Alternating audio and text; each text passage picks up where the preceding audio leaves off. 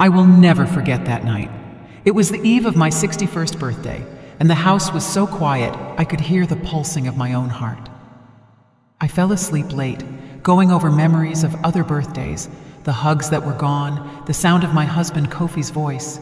He had passed on 5 years before, leaving this world for good. Sometimes I still thought I heard him, especially when the wind hit the windows or the old dining room clock chimed midnight.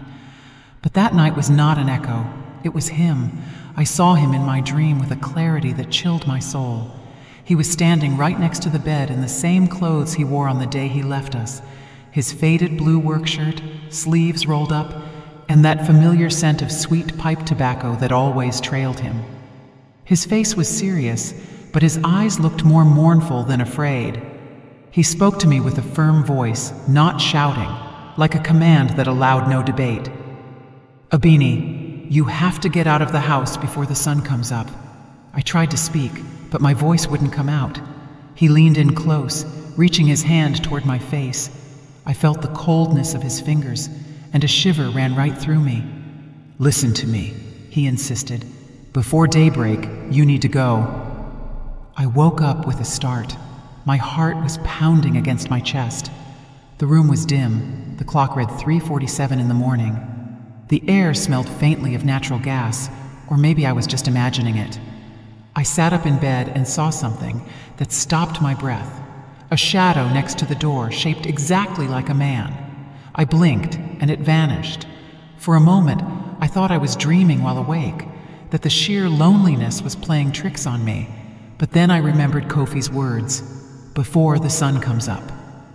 I threw on my robe, grabbed my purse, and left. I didn't turn on any lights. I walked barefoot down the hall with my soul in my throat. When I opened the front door, the pre-dawn wind cut through my skin. The entire neighborhood of Oak Grove was sleeping. The sky was a dark, moonless blanket, and only the distant crow of a rooster broke the silence. I sat on the garden bench, hugging my knees, waiting for the dawn. The cold was seeping into my bones.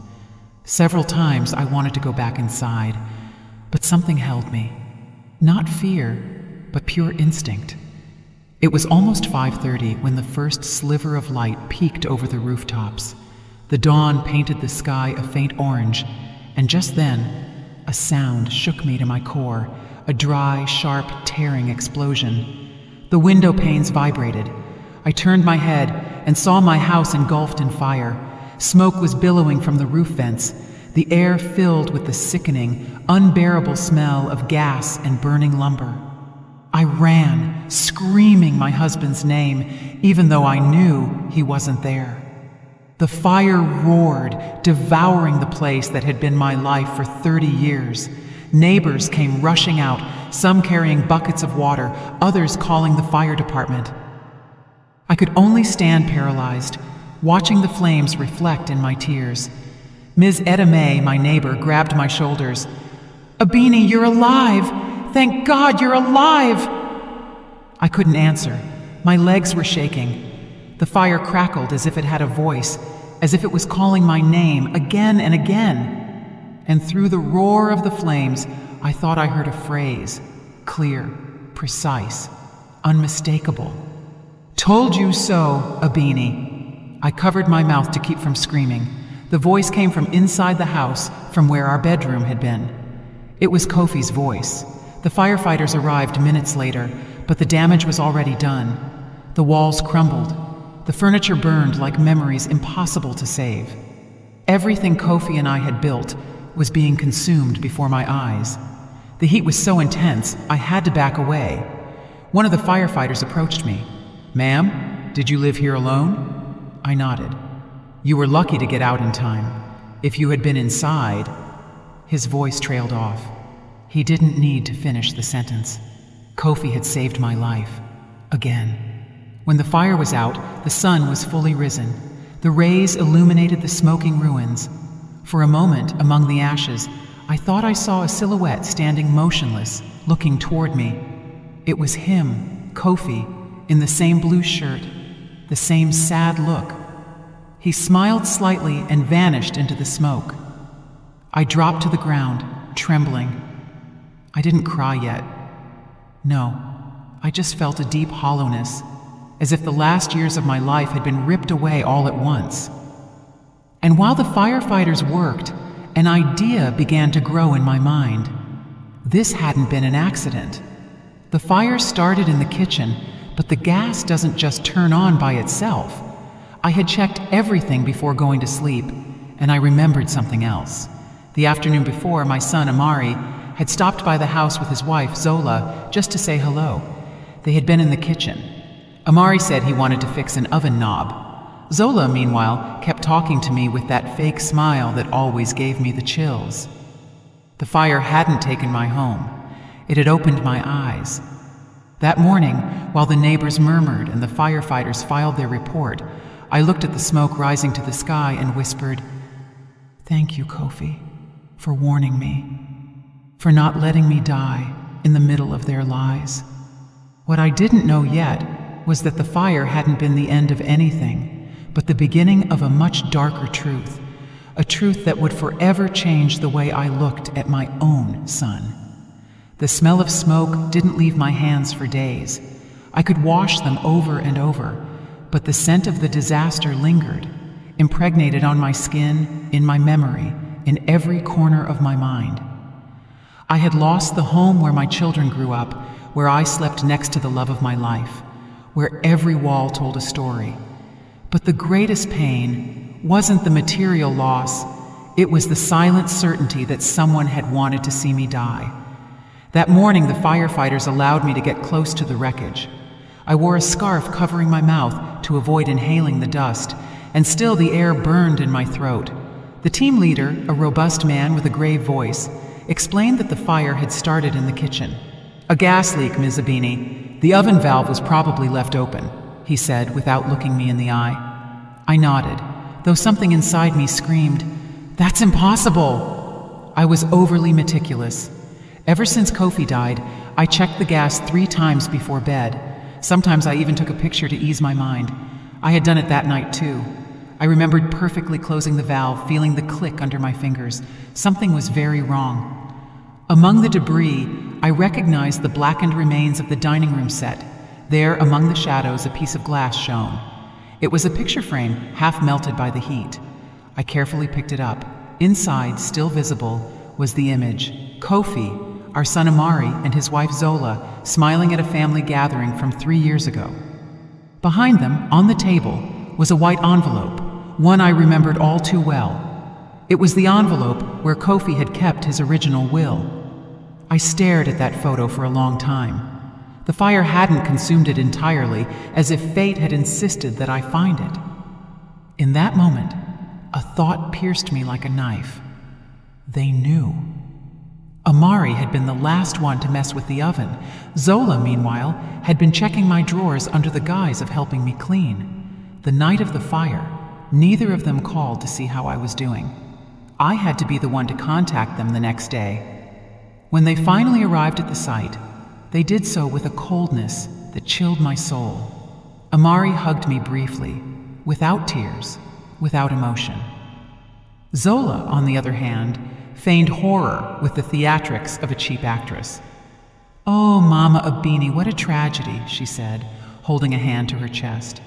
"Thank goodness you got out in time." I just watched her. In her eyes there was no fear, but relief.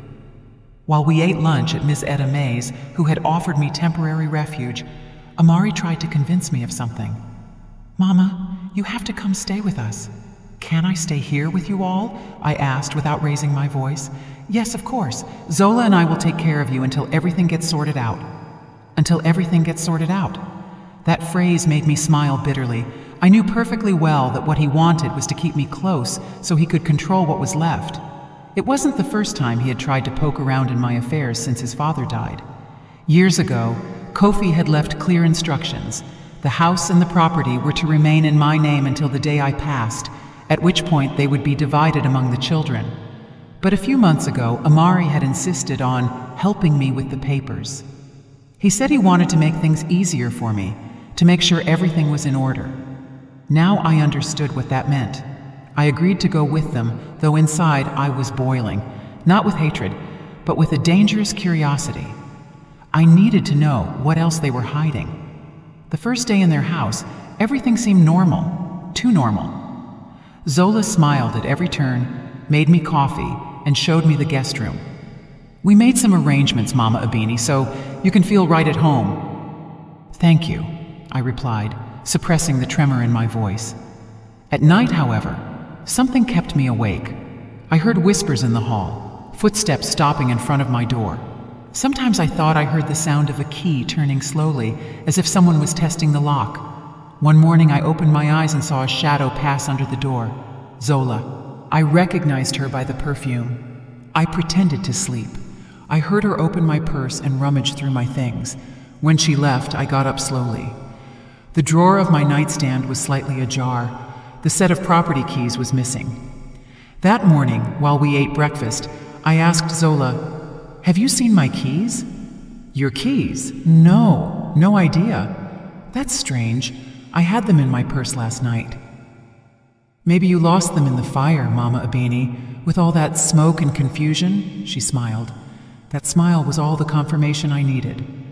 I didn't say anything else. I had to move carefully. I knew that if I showed my suspicions too soon, they would isolate me, and this time I wouldn't have Kofi to warn me. That day, while Amari was at work, I decided to check his study. It was a small room full of folders and documents. Among them, I found an envelope with the letterhead of the North Star Bank. Inside was a loan agreement in his name, and at the bottom, my signature, clearly forged. The loan had been taken out 3 weeks before the fire. The amount was exactly equal to the assessed value of my home, hundreds of thousands of dollars. I felt such dizziness that I had to sit down. My hands trembled. Amari hadn't just tried to rob me. He had already taken out a second mortgage on my house, as if I were already gone. I put the document in my purse. That night, when he returned, I pretended everything was fine. He asked me to tell him again what the fire was like, with a strange insistence. "Are you sure you didn't leave the gas open, Mama?" he asked, looking down. "I'm certain, son. You know I'm careful." "Yes, of course," he muttered. Inside, I was boiling with pain. I couldn't understand when my son had become a stranger. I remembered when, as a boy, he used to bring me flowers from the garden, when he cried if I got sick. Where was that child now? When did I lose him? That night, I prayed for the first time in months. I didn't ask for vengeance. I asked for clarity. And just before falling asleep, I felt it again. The same smell of pipe tobacco, the same low murmur of Kofi next to my ear. "They ain't through with you yet." I woke up sweating, and in that instant, I knew. The fire had been only the first attempt. When I agreed to stay at my son's house, I did it for one reason only. I needed to watch them operate up close. It wasn't love or fear, it was strategy. At this point, the pain had stopped hurting and had turned into pure clarity. A woman who has survived a fire learns to read the embers before they even ignite. Zola seemed delighted to have me there. The first day, she made me breakfast, took me to the pharmacy, and even bought me a new blanket so I would sleep warm. "Mama Abini, you deserve it," she said with that smile that never quite reached her eyes. Her kindness was a perfect mask, and behind it hid something she could no longer disguise: impatience. Amari, on the other hand, avoided staying home much. He greeted me with mechanical affection, like someone fulfilling a duty. Sometimes I saw him leaving before dawn, cell phone in hand, and returning smelling of liquor and someone else's perfume. I pretended to sleep, but my ears, accustomed to long silences, heard everything. One afternoon, while Zola was cooking, the doorbell rang. She dried her hands quickly and peered through the window before opening. "Who is it?" I asked. "Amari's accountant," she answered nervously. "He's just dropping off some work papers." The man entered without looking at me. He carried a leather briefcase and an expression of haste. He left an envelope on the table, exchanged a few words with Zola, and left. But what caught my attention was that she ran to hide the envelope in her purse. That same night, when everyone was asleep, I got up quietly. The purse was on a chair next to the door. I opened it carefully. Inside, besides makeup and keys, I found the accountant's envelope. and within it, a copy of Kofi's falsified will. I couldn't stop my hands from trembling. The document had my name, but the signature wasn't mine. The handwriting was clumsy, unsteady, almost childlike. It claimed that the house and property were to pass directly to Amari upon my accidental or natural death. Accidental.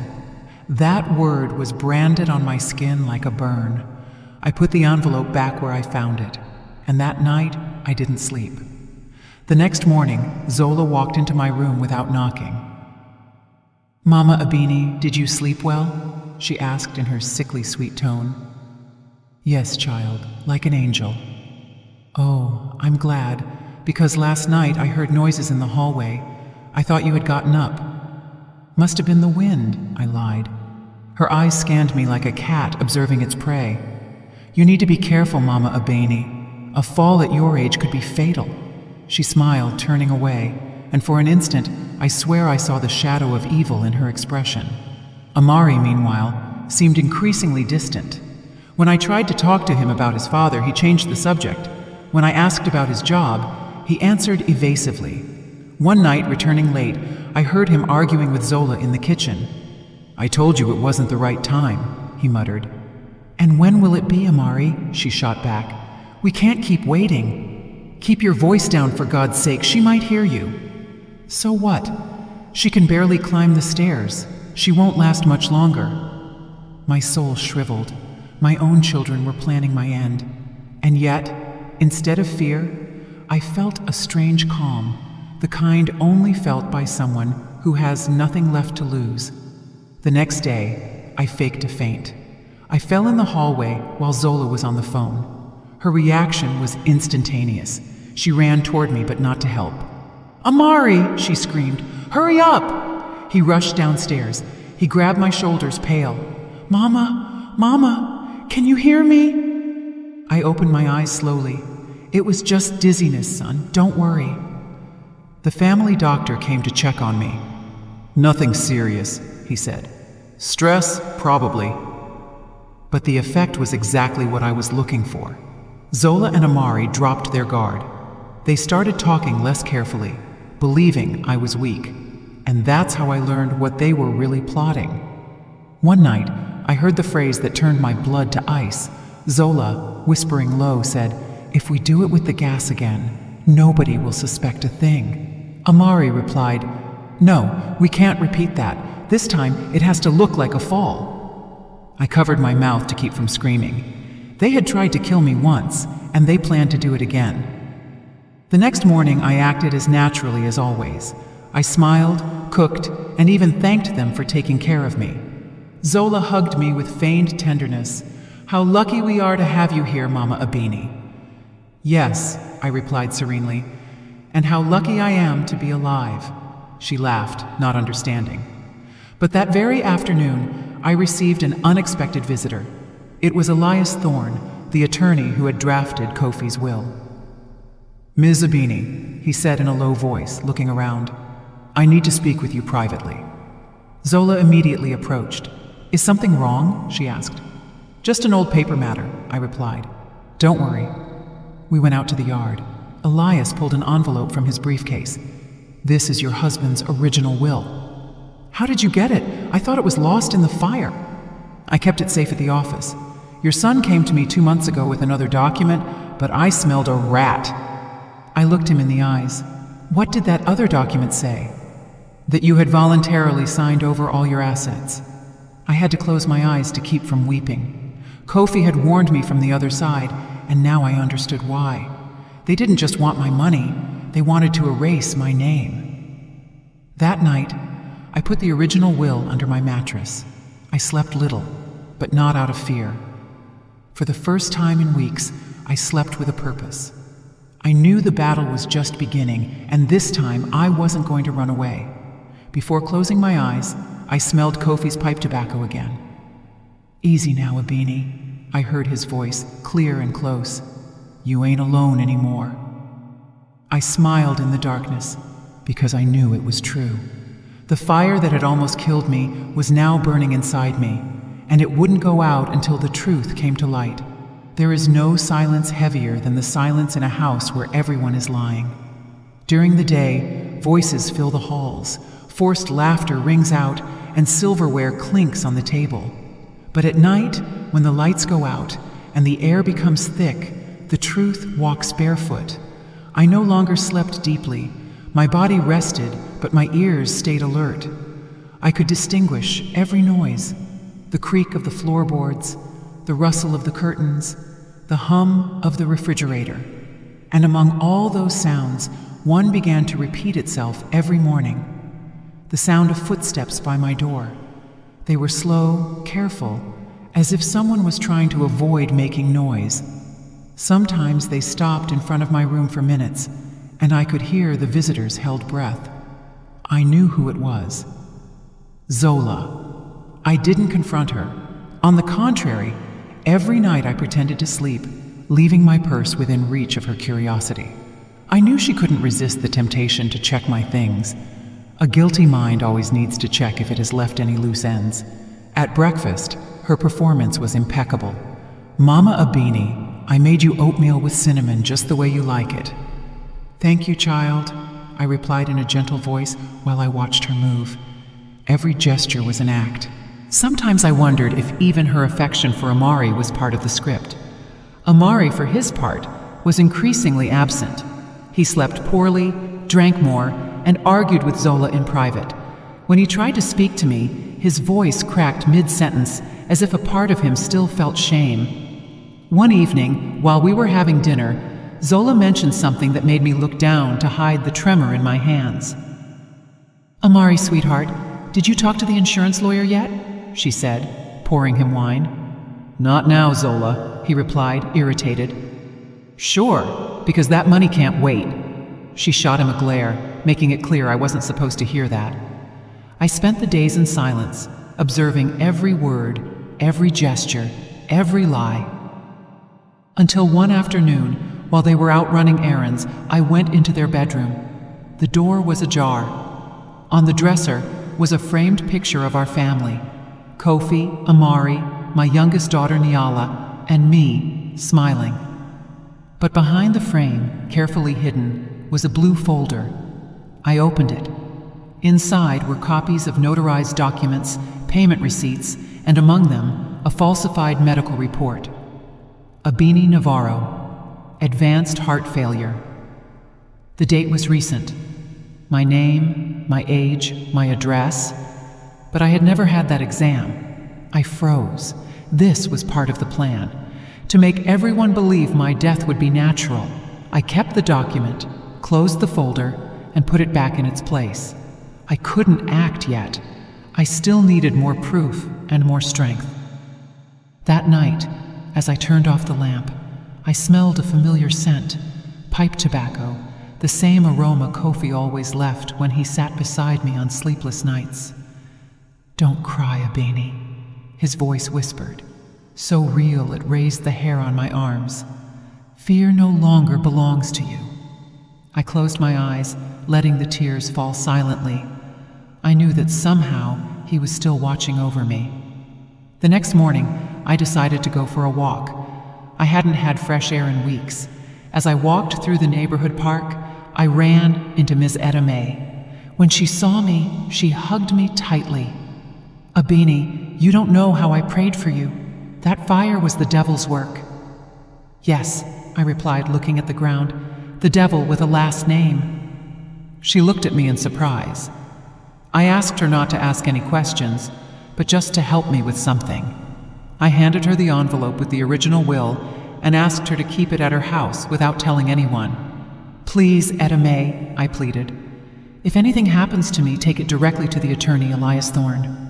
Her eyes welled up. "Are they threatening you?" "Not yet," I said, "but they will."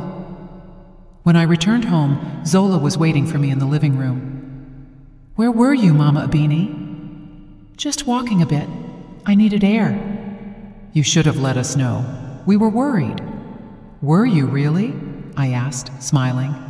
"I didn't think anyone here worried about me." Her smile vanished. In her eyes, I saw a flicker of irritation. Just a second, but enough to confirm she knew something was changing. That night, I pretended to have chest pain. I groaned just enough to wake Amari. "Mama, what's wrong?" he asked, alarmed. "Nothing, son, just a little pressure." Zola ran to get a glass of water while I watched her face. There was no fear in her, only contained anxiety. "We should take her to the hospital," Amari said. "No need," I replied calmly. "I'm fine." And then, seeing them argue, I understood that their alliance was starting to break. The weight of guilt was separating them, and I was going to use it. The next day, I showed up at Elias Thorne's office without warning. I brought the falsified document I had found. When he compared it with the original, he shook his head. "This is a serious felony, Abini. Do you want to proceed legally?" "Not yet," I replied. "Not yet." "Why wait?" "Because I want to see how far they're willing to go." Elias looked at me with respect and perhaps a little fear. He knew that behind my quiet voice, something bigger was brewing.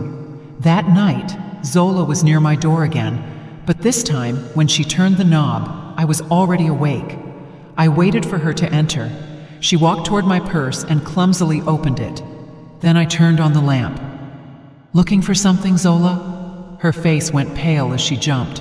"Oh, Mama Abini, you scared me. I just came to see if you needed anything." "At 2 a.m? How thoughtful." We looked at each other in silence. The air was thick, almost unbreathable. I didn't blink. She didn't either. During that eternal minute, she understood that I knew everything. "You should get some sleep, Zola," I finally said, my voice low. "Tomorrow is going to be a long day." "Why do you say that?" "I just have a feeling." She turned and left without another word. I locked the door, leaned my back against it, and took a deep breath. The fear was gone. In its place, a strange calm had been born, the kind of calm that only precedes the storm. And as the dawn painted the sky gray, I promised myself that everything would soon be over. I would no longer be the woman who ran from the fire. I would be the one who started it. They say silence is the language of the wise. I learned it's also the weapon of the survivor. After so much time living surrounded by lies, I understood that sometimes the best way to attack is to pretend you're already defeated. I began my performance one ordinary morning. During breakfast, I let my coffee cup drop. The hot liquid burned my hand, but I showed no sign of pain. Zola ran toward me, feigning concern. "Mama Abini, what's wrong?" "I don't know, child. Lately, everything just slips out of my hands." Amari looked at me, frowning, worried, but not so much for my health as for the possibility of his plan getting complicated. I lowered my head, took a deep breath, and coughed dramatically. It was the start of my little theater. Over the next few days, I began to fake symptoms: dizziness, weakness, lack of appetite. Zola shadowed me every step, smiling, helpful, and increasingly confident. She gave me my medication, little white pills that I held under my tongue and then flushed down the toilet. I didn't know what they were, but I didn't need to check to understand they weren't vitamins. Amari began to be absent more frequently. He said he had work, but I saw him arrive before dawn with a tense face. Guilt was eating him alive, and all I had to do was wait. That waiting was my best ally. While they thought my mind was fading, I was gathering evidence. I recorded their conversations with a tiny device hidden in my robe. I saved copies of the forged documents, and when I had everything, I wrote a letter in my own handwriting addressed to attorney Elias Thorne. If anything happened to me, he would know exactly what to do. One afternoon, while Zola was talking on her cell phone in the backyard, I heard her from the window. "Yeah, everything's going fine. She won't last long. The doctor says her heart is weak," she hissed. "No, she doesn't suspect a thing. Trust me, when they least expect it, we'll be free." Free. That word churned my soul. Free from whom? From me. From the woman who gave them shelter, food, love, and their father's legacy. I couldn't comprehend when love had turned into greed. That night, I decided the time had come. I prepared the house carefully. On the dining table, I placed Kofi's portrait with a single candle lit in front of it. I played soft music, the same song we listened to on our anniversaries. Zola looked confused. "What's going on, Mama Abini? A celebration?"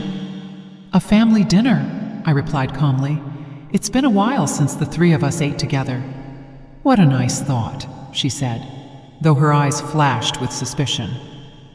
Amari arrived minutes later, thinner, his face tired. He gave me a weak hug. "Mama, I don't know if this is a good idea." "Yes, it is," I assured him. "Tonight, we all need to talk." As I served the food, I felt a peace that was strange to me. It was the kind of serenity that only comes when one is no longer afraid. Kofi had taught me that dignity is non-negotiable, not even with your own children. "Looks like an anniversary dinner," Zola said, laughing mockingly. "In a way it is," I replied. "Today marks 1 year since Kofi passed." Silence fell over the table like a stone. Amari put down his silverware. "Mama, I didn't know." "Of course not," I said. "You never remember the important dates." We ate in silence for a few minutes. The tension was so thick you could cut it with a knife. Zola played with her wine glass. Amari watched her restlessly, not knowing what to expect. Then I spoke. "I've thought a lot about the fire." Both of them tensed up. "It was an accident, Mama," Amari said quickly. "Yes, that's what everyone said, but there's something that doesn't add up," I continued. "I checked the gas that night. I closed it with my own hands." Zola laughed nervously.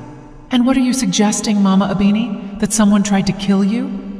I looked her in the eyes. "I'm not suggesting it, Zola. I know it." The silence that followed was endless. Amari watched me with a distorted face. Zola tried to hide it, but her eyes betrayed her. "You have no proof," she said, clenching her teeth. "On the contrary," I replied, "I have all of it." I pulled a folder from my pocket. Inside were the recordings, the copies of the forged loan, the photos, and Kofi's original will. Amari went white. Zola stood motionless, her wine glass halfway to her mouth. "It can't be," he whispered. "It is. And everything is in the hands of the attorney and the police," I said calmly. "But I didn't call them to seek revenge." "Then why?" Amari asked, desperate. "Because I want you to look me in the eyes while I tell you what you did." I got up slowly and picked up Kofi's portrait. "Do you remember this man?" I asked. "The one who gave you everything?" Amari lowered his head. Zola remained silent, her hands shaking. "He trusted you," I continued, "and you, instead of honoring his memory, tried to destroy the little I had left." Amari burst into tears. Zola tried to stand up, but her legs were trembling. "I don't understand," she murmured. "How did you find out?" "He told me," I replied.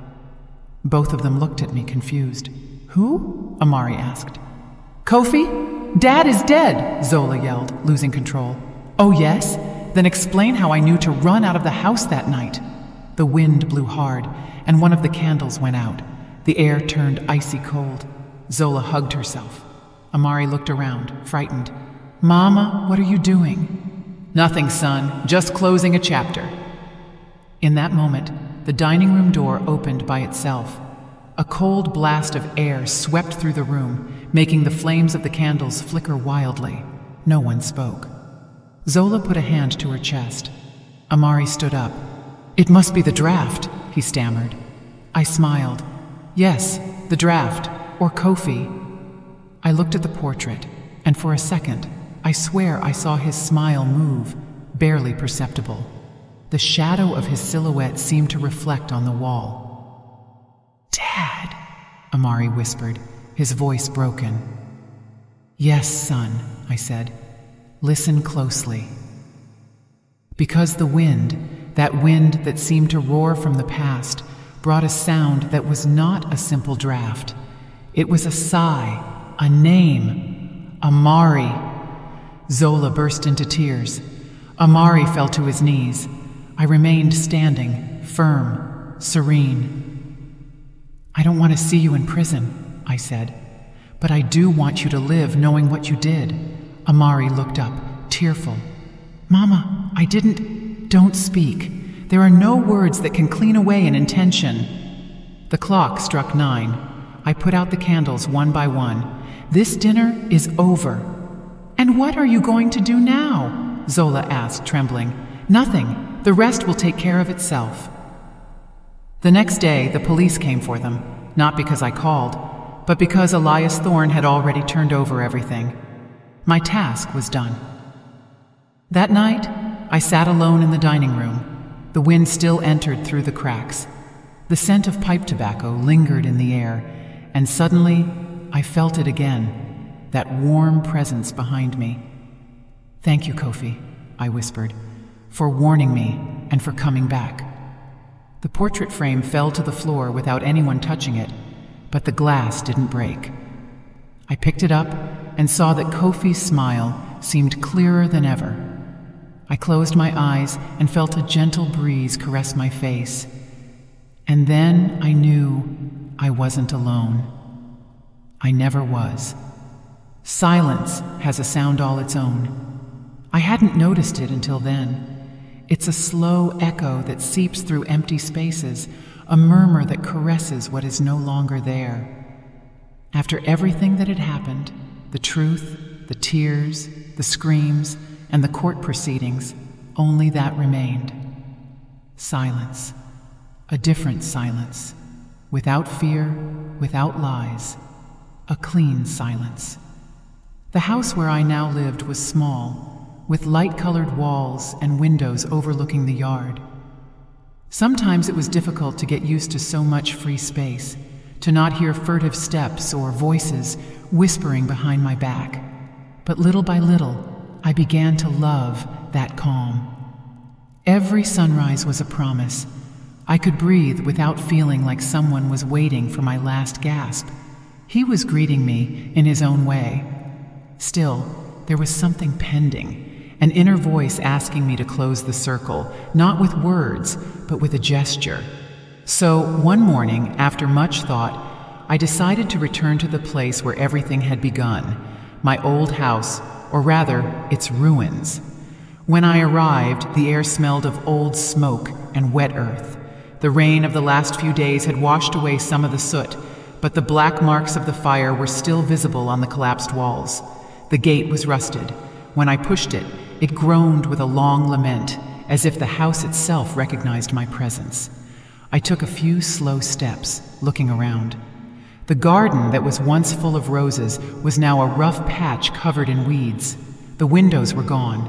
The blackened floor was covered with fragments of glass, broken ceramic, and pieces of my life. Every little piece told a story. I stopped in front of where the kitchen used to be. I remembered Kofi sitting at the table reading the newspaper while I made coffee. "Abini, you know what I like most about coffee?" he used to say. "What?" I'd reply. "That it smells like home." I smiled, though tears burned in my eyes. There was no coffee this time, just the sour smell of the past. I walked toward the hallway. The walls, or what was left of them, were covered in ash. The frame of a door still stood, like a lonely arch, resisting oblivion. The wind blew softly, lifting the dust in small swirls, and that's when something caught my eye, a flash among the debris. I crouched down with effort. My body ached, but my soul urged me on. I pushed aside the pieces of wood one by one until my fingers touched something cold and metallic. It was a ring. My heart stopped for an instant.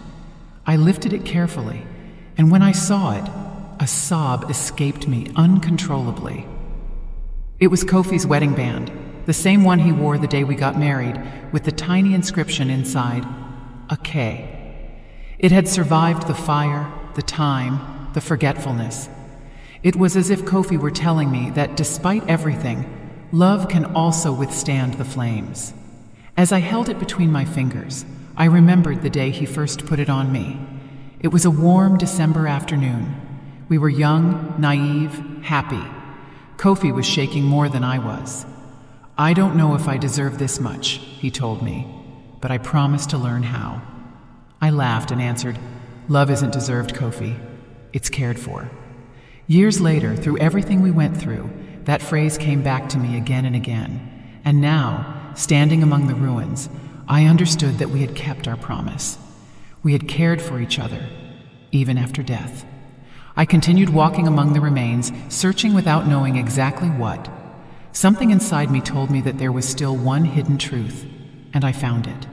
Under a fallen beam, almost buried, was a small metal box. I pulled it out with trembling hands. It was blackened, dented, but closed.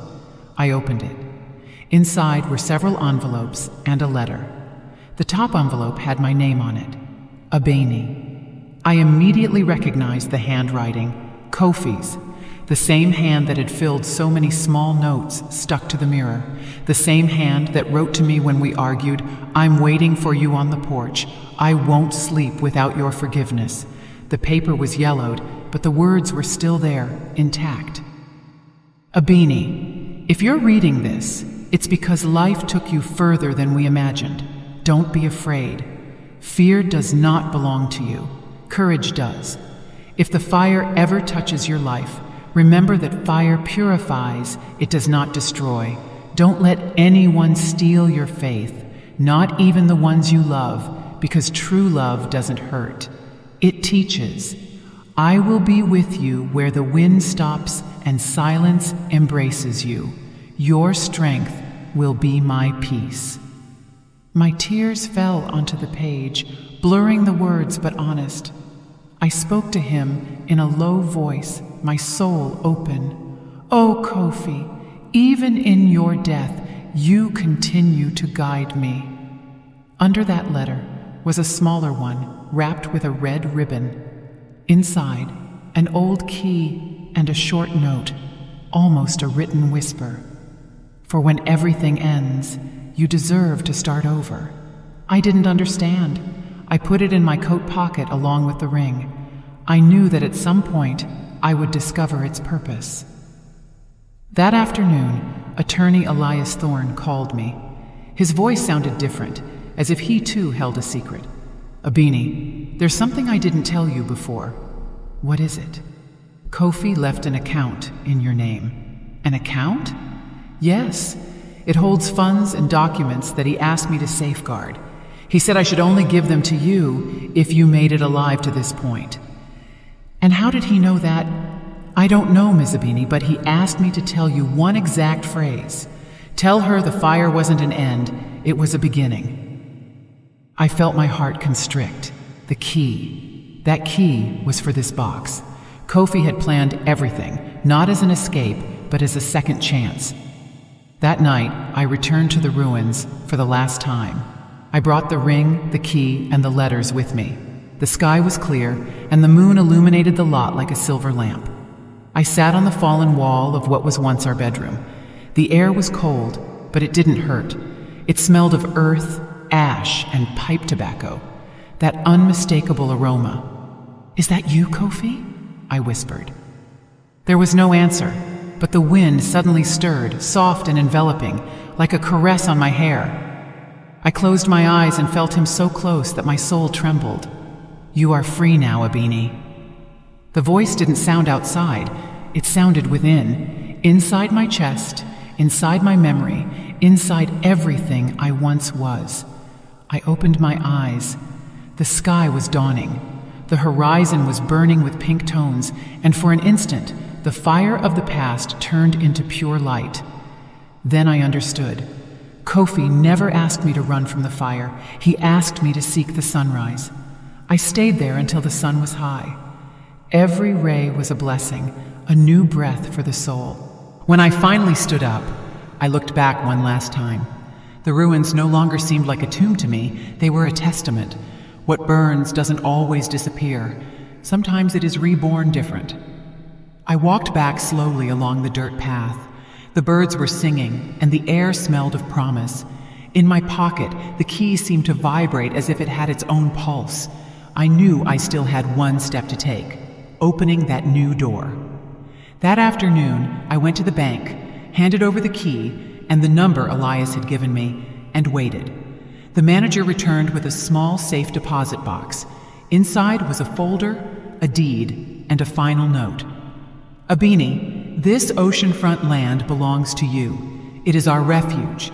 Go there when the noise of life wears you out. Your freedom begins there. I couldn't stop the tears. Kofi had planned everything, not as an escape, but as a second opportunity. That night, back home, I lit a candle next to Kofi's portrait. The fire danced, reflecting his smile in the glass. I spoke to him softly. Thank you for not letting me die, for teaching me that even fire can have a soul. I blew out the candle with a sigh. The darkness no longer scared me because the light was still on inside me. And as the wind came through the window, carrying the scent of tobacco and sea salt, I felt Kofi walking beside me, silent and satisfied. The fire separated us, my love, but the truth brought us back together. Sometimes life takes everything away from you so you can learn to look at what's essential.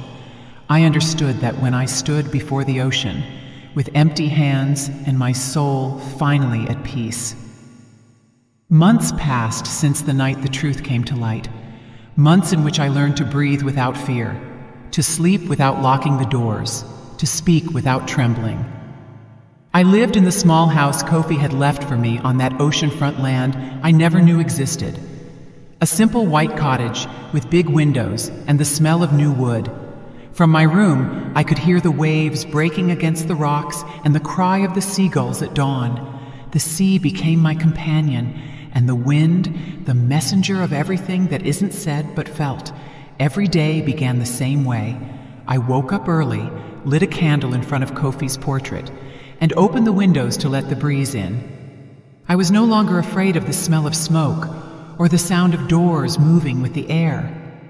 Now I knew they weren't signs of death, but reminders of life. It was him saying hello in his own way. At first, the solitude hurt. I was used to serving, caring for, and living for others, and suddenly, I had to learn to live for myself. It was hard to accept that my house was empty, that there were no foreign footsteps or voices feigning affection. But with time, I understood that silence wasn't a punishment. It was a gift. I started writing in a new notebook with blue covers, not to remember the past, but to be grateful. I jotted down small things: the smell of warm cornbread, the sound of the ocean at dawn, the calmness of not having to lie, and a phrase I repeated every morning. I survived the fire, and I learned to love the embers. One day, while I was watering the flowers, a young man from the town approached me. It was Elijah, the son of a fisherman who lived nearby. "Are you Ms. Abini?" he asked shyly. "Yes," I replied. "My daddy told me about your story. He said you overcame the fire." I smiled. "I didn't overcome it, Elijah. I just learned not to fear it." Since then, the young man began to visit often. He helped me with groceries, fixed things around the house, and stayed to chat in the afternoons. He was noble, curious, and full of life. Sometimes he reminded me of Amari when he was little, before greed stole his innocence. One afternoon, I told him part of my story, not all of it, because some wounds shouldn't be opened twice. He listened in silence, and in the end, he said something that struck me. My daddy always says that people who survive a fire don't ever burn again. They just shine different. I looked him in the eyes and knew he was right. Little by little, I began to redecorate my new life. I hung curtains I had saved from the fire. I restored an old chair I found at the market and planted white roses in the garden. I called them the Daughters of the Fire. Every time they bloomed, the air filled with perfume, as if life wanted to remind me that beauty can also be born from ash. I started receiving visits from women in the town, many of them widows or elders like me. They came for tea, to chat, to laugh. At first, they called me the Lady of the Fire. With time, they just called me Sister Abini, and without intending to, I became a refuge for those who, like me, had lost something, but still had the will to live. One December night, right on the eve of my birthday, I sat facing the sea. It was the same date Kofi had appeared to me in my dreams that fateful year. The sky was clear, and the stars seemed closer than ever. I lit a candle next to me and closed my eyes. "Thank you, my love," I whispered, "for not letting me fall, for continuing to guide me." The wind blew softly, and the candle flame tilted without going out. The scent of pipe tobacco appeared sharp and enveloping, like a familiar caress. I smiled. I didn't need to see him to know he was there. "I promise I will keep living, Kofi," I said, looking up at the sky. Not out of obligation, but out of love. At dawn, the sea was calm. The sun emerged from the horizon with a golden glow that seemed to set the water on fire without burning it. I stayed watching that image, realizing that this was the true fire Kofi told me about, the one that doesn't destroy, but transforms, the one that purifies the soul. I stood up, took a deep breath, and felt a lightness I hadn't felt in years. It was as if life was finally giving me back what fear had taken away. I went back to the house, and as I passed the mirror, I noticed something that surprised me. My reflection was no longer that of a broken woman. It was that of someone who had survived, learned, and forgiven. And in my eyes, I saw him, Kofi, smiling from somewhere on the other side of time.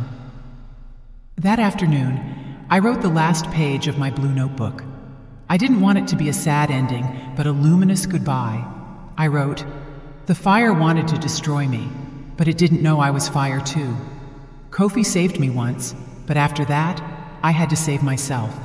And now, when the sun rises and the sea shines, I know we are still walking together, him in the heavens and me on the earth."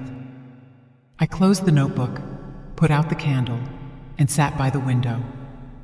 The wind brought the aroma of roses, and for an instant, I thought I heard a voice, distant, serene, warm. "Told you so, Abini. The dawn always comes after the fire." Did you like the story, and which city are you listening from? Let's meet in the comments. If you liked the story, you can support me by sending a super thanks so I can keep bringing more stories like this. Thank you so much for your sweet support. I'm looking forward to your comments on the story. On the screen, you can see 2 new life stories that I highly recommend. There's so much more on my channel. Don't forget to subscribe. See you in the next life story with love and respect.